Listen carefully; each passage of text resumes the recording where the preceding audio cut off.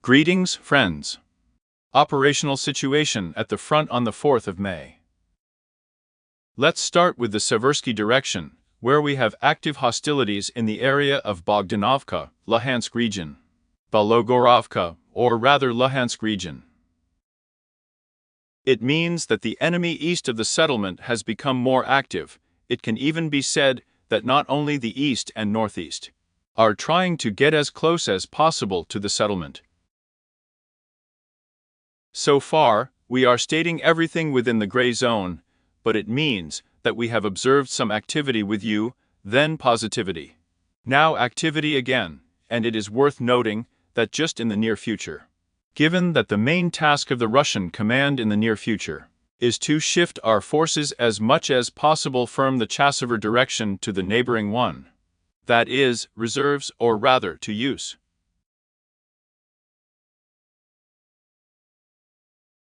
This is exactly one of the directions where they will carry out attacks in the near future, before starting to put pressure on the Yar itself with larger forces. Although in the last, let's say 24 hours, there have been a lot of messages from the watchmaker direction that they are already starting to push a little. Well, in other words, these are all small assault groups, but this suggests that they are gradually increasing pressure on the city itself. It means that we do not record any changes, everything remains within the gray zone in the Seversky direction. But the activity remains quite high. Now we turn to the Boyar direction. We will start with you from Bogdanovka, where there is some small, but still positive news. A counterattack was launched by the APU. The APU approached positions that were previously under the control of Russian troops, and now they have not moved into the gray zone. It means that one of the locks, which actually had a tank in the forest, is not controlled. Unfortunately, the tank was shot down as a result of the battle, but in any case, Russian troops are now present only in Bogdanovka itself, and as for the farm, for which we said there were battles, the gray zone has increased here. The situation today is approximately as follows. That is, they do not allow the APU to advance the Russian troops, as they planned to the Orlov Tract, but there were a lot of attempts. And from our side the fighters themselves reported that very serious battles were going on, because they were aimed at this part. This segment gives them the opportunity to take a small segment, gives them the opportunity to put very serious pressure on the Clock Yar itself afterwards. Therefore, the situation here is a gray area added. As for the hour in Yara itself, we talked with you yesterday that most likely through the deciduous forest, there is a red zone. We specify, but most likely yes. To date, confirmation has arrived. Here, in an area up to 500 meters wide and up to 200 meters deep, Russian troops took up positions, that is, they managed to dig in. We have already said with you that they retreated to the original ones or not. This is for clarification, and in general, it has been clarified. Well, we have said that they are putting pressure on the dacha right now. They are putting pressure on the garage cooperative and on Zelenaya Street. Here, we came close to the script, and this pressure is the maximum, taking into account the fact that there is pressure on the Nox Golyabovsky to reserve. It shows that the enemy is already going to get positions before starting his assault.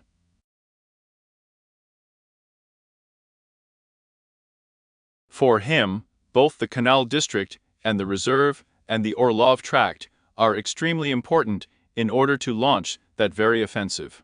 Because now everyone is converging. The majority, let's say, the absolute majority of military experts that I watched, are to the fact that Russia can start it only if it takes the positions of the Orlov Tract and part of Kalinovka. Perhaps there is more on the Orlov Tract rate, and accordingly further along the northern part of the reserve, which will give it the opportunity to operate in a relatively protected, and at the same time bypass the canal building area and hit the Novi district, where due to the fact that the forest area narrows the area itself, yes, they will gain an advantage in the attack. But we say this is the worst pessimistic scenario that can be implemented. So far, we only state the progress in the deciduous forest, and the fact that it was possible to throw back Russian troops under the Kalinovskaya farm. We proceed further to the Pokrovsky direction. We have some news here. The enemy continues to put pressure on Arkhangelsk.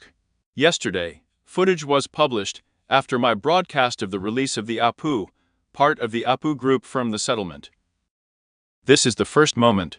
Today, a number of OSINTers have already published footage of the Apu striking the positions of Russian troops approximately in this area. The map has already been updated. I didn't have time. It's literally there 5 to 10 minutes before the broadcast. We have already adjusted there according to new data. Not everything has had time to update, but in general so that you understand. They have advanced along the forest belt in the western direction, as much as possible in the northern part of Arkhangelsk, and along Arkhangelsk itself also now they are being pushed in a northerly direction. So far, from what is on the explicit information, the Apu is inflicting fire damage on this area. Artillery strikes, drones with frame reset systems are working. There are no Russian troops present in the northern part yet. But as we completed the broadcast yesterday, yes, the result is already clear here in principle. Unfortunately, this area will soon come under the control of the enemy. Because a lot here depended on logistics, which the Russian troops were approaching and came very close to. Well, taking into account the taking under partial fire control and taking into account the fact that Russian drone pilots have actually approached here, who take control of the only supply section, yes, the situation has deteriorated significantly. Therefore, in the near future, the enemy will approach the logistics path and the area will move into the red zone. Let's just say with confirmation. As for Mr. Solovyev's plot, a red zone has been added here. Here we have 2 points. We will analyze them. The first moment is actually the red zone itself, on a site up to 880 meters wide, to a depth of 420 meters. Added. And Russian troops continue to try to advance further, mainly, if we are talking about this area between Pristina and Solovyev. These are small assault groups moving. Well, it is clear here that the alignment of the front has occurred. And at the same time, there are further attempts from the Solovyev settlement. This is the second point. Under Solovyev, an attempt was made. Before, as you remember, they tried to move south of the Rate. Now they have already moved north of the Rate. They managed to stop. Here, Russian troops operated on this segment of the front with the support of 3 armored vehicles. We managed to repel this attack, so we do not fix any changes. Everything remains within the gray zone. But at the same time, of course, a lot can depend, and it will depend on what position there will be between Osheratina and Solovyev. If they take positions along 2 forest belts, one of which is a gray zone, one is partially under the control of the Apu. Naturally, they will begin to push with an effort in the south direction, but now they are more interested in, let's say, alignment. So far, there is only one alignment along the forest belt and a little progress to the T-shaped intersection. And then we will look at the situation, because there are areas, as you can see, where the enemy is seriously advancing. There are areas where several attacks have already been launched with the support of armored vehicles from their side. And we state that in a week they lost 8 units here, destroyed 8 units. No less, I agree, but still it is possible to keep the defense unchanged. Therefore, the plot is different from the plot. Moving on. Not Tailova and Pervomeyskaya.